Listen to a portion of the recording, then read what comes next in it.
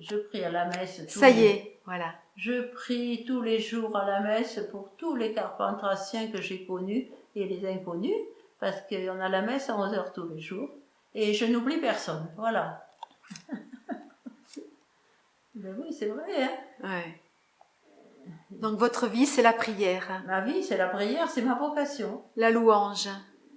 Pas que la louange, l'intercession aussi, Ouais. mais surtout la demande de la foi, parce qu'on perd la foi. On est trop matérialiste maintenant, on ne croit plus à la mystique. Ouais. Et ce qui manque le plus à l'Église, c'est la mystique. La voilà. mystique, ouais.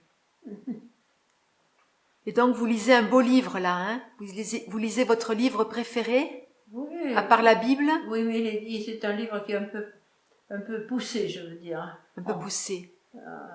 Il faut avoir fait un peu plus que de catéchisme de 12 ans. Hein. Ouais, ouais. Vous voulez pas nous en lire une parole là pour édifier tous les chrétiens? Parole, mais non, mais la parole c'est dans l'Évangile. Ouais. Il y a qu'à ouvrir l'Évangile à n'importe quelle page. Ouais. Il y a la parole qui correspond à notre situation. Et quel est votre évangile préféré? Pourquoi? Votre évangile que vous préférez? Je préfère rien. Je veux tout à la fois. Vous voulez tout? Ben, je veux comme Sainte Thérèse, l'enfant Jésus, tout. Il me faut tout, moi. Mais quand même un que vous aimeriez. Oh, non. Non, moi, tout. c'est le tout. Tout. Jésus l'a demandé d'ailleurs à sœur Faustine. La seule prière qu'il a demandée à sœur Faustine, Jésus, j'ai confiance en toi. Ouais. Donc, tout ensemble. Ouais, ouais. Elle n'a qu'à dire ça toute la journée. Jésus, j'ai confiance en toi, et puis ça suffit. Racontez-nous la belle histoire de votre amie à Paris dans le métro. Oh là là, tu sais que j'ai pas les détails exacts, moi, maintenant. La puissance de la prière. Eh bien, elle était dans le métro. Dans le métro, oui. Un jour qu'elle savait pas. Elle n'arrivait plus à prier dans le métro. Ouais. Elle a quand même pris son livre de prière. Elle est montée dans le métro. Et elle n'a pas compris pourquoi elle restait près de la porte du métro. Elle allait s'asseoir, alors qu'il y avait plein de places vides, d'habitude. Et au moment où la porte du métro se ferme pour démarrer, il monte deux jeunes, je ne me rappelle plus l'âge qu'elle m'avait dit à peu près, avec un couteau dégainé à la main chacun.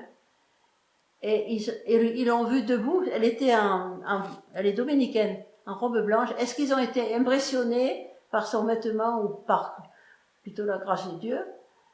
Ils sont restés devant elle. Elle les a regardés. Ils se sont regardés un moment. Pendant qu'ils se regardaient, leur couteau est tombé de leurs mains. Et elle leur a juste dit, ne faites plus jamais ce que vous venez de faire. Et à la prochaine station, ils ont ramassé leur couteau, ils sont repartis tout penauds, et elle les a plus vus. Ouais. Et l'autre histoire si belle avec le sang de Jésus? Ah, ça c'est autre chose. Là, c'était plus grave, parce qu'ils avaient attaqué déjà. Ils avaient attaqué les voyageurs, et elle est montée à la station pendant qu'il y avait la bagarre. Elle a prié, elle s'est tournée vers Jésus. Elle a pris comme si elle avait pris son sang de Jésus dans ses mains, elle leur a envoyé dessus. Ils sont partis. Ah, c'est magnifique. Hein. Extraordinaire. La puissance. Mais c'est une âme de prière. Hein. Ouais. Comme vous. Oui, mais elle est active, elle est apostolique en plus.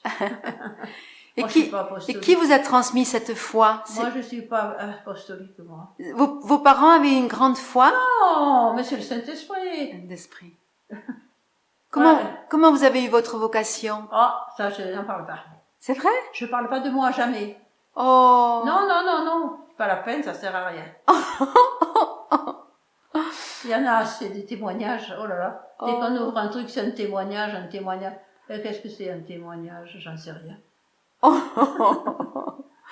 Je n'en ai à témoigner de rien, sauf que Dieu nous aime comme on est et qu'il attend de nous toujours plus d'amour. Voilà. Ouais. Pas plus. Ouais. Ouais.